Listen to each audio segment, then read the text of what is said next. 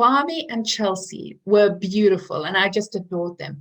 But when Kwame was sharing things about his mother and about having to sacrifice and move and the loss and the changes he's going to make, there were times that Chelsea was a bit more defensive, frustrated that he didn't appear as committed as she was. And I want to share a little bit about empathy, so this might help. And if you want the steps to empathy or the components to empathy, if you look in my link, you'll be able to see the components to empathy that you can download. All right, let's go for them. So there are 5 components to empathy. First is your tone of voice. If somebody's like, oh my goodness, and you go, oh, it sounds like you're a little angry, it's just going to be jarring.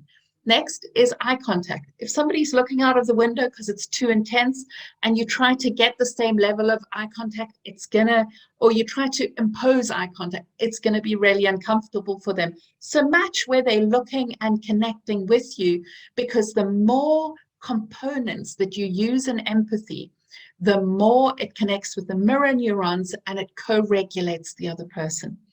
The next thing is gestures.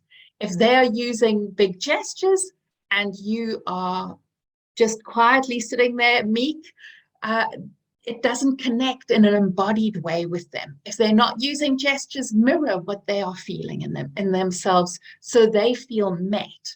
The next is the content.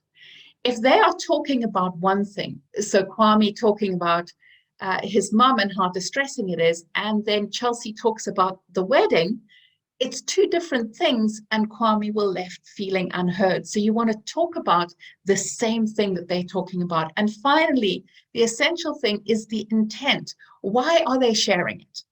And you can check. Are you sharing it because you want to vent?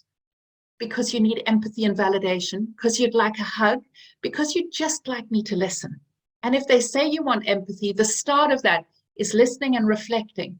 I hear how you're grappling with this and that, and I can understand what it makes you feel, and then name the different feelings. When you name the different feelings, it soothes the amygdala, because you are operating in the cortex by saying, I can hear how hurt you are, or confused you are, or upset you are. And that helps to engage the cortex, which creates more connection and clarity and care. I hope that helps. Click the link in the bio and I'll be able to send an email over to you with the steps or the components to empathy that create connection and care. I'm sending you so much love.